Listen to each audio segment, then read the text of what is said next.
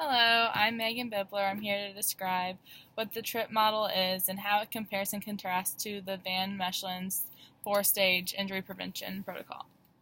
The first thing that is new and improved for the TRIP model is that it really focuses in on how you can actually implement these injury prevention protocols and what athletes are really going to relate to this or really be excited about doing this and not just come up with a way and not have it not be presented into the athlete's everyday life. So the first stage of the TRIP model is injury surveillance. This is a little bit different than Van Mechelen's because Van Mechelen, you kind of just describe what's going on and why there needs to be change, but there's no really actual injury surveillance. So this injury surveillance should take place over quite a period of time, and not just one practice, one team, and really see what are the most prevalent injuries that are occurring in these each individual sports. The second stage of that is then finding what are the mechanisms of these injuries, and not just like, okay, yeah, this athlete did a sharp cut and now we have 5 ACL injuries for the soccer team, but what are the behavioral aspects of these athletes that are adding into these injuries, and what else take in consideration of not just the full actual mechanism. And then the third stage is really trying to develop preventative measures. So the third stage really focuses in on the stage 2 findings. So they want to take in, okay, yeah, this is what happened, so what all can we come up with to help prevent these things? The fourth stage is then looking at, okay, what are the ideal situations for these athletes?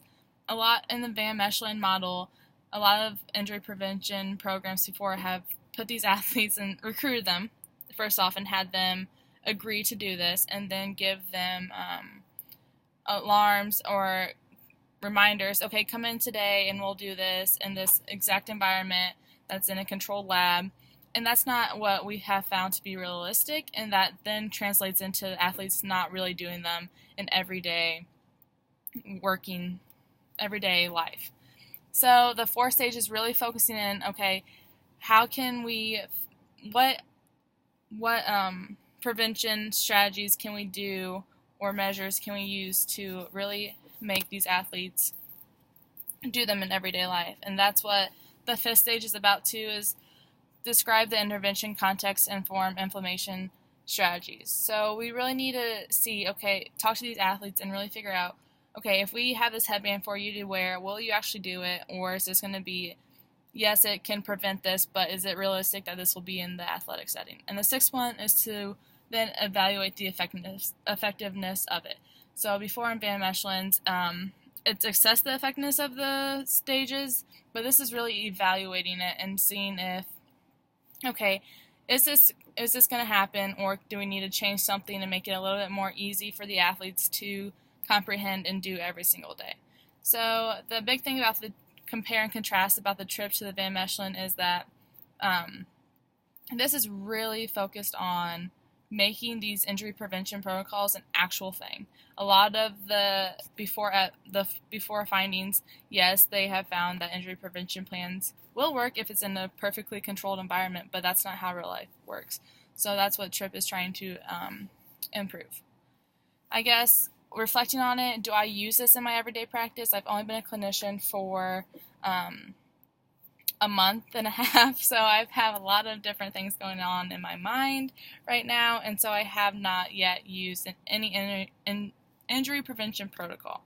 But just last week I had probably 5 soccer players complain of hamstring strength and not hamstring strength, but hamstring soreness, and so I really want to, this would be a good way for me to start looking at this and researching what all needs to be done.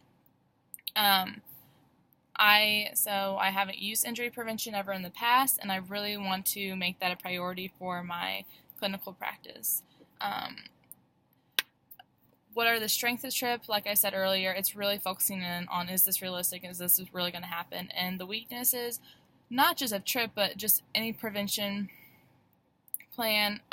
It's just there's a lot of things that go into it, so I think people end up taking the easy way out and straying away from really finding out if these are effective or not, and I think that's just not a limitation to just the trip, it's just to a lot of them, and there's not really anything going around to that.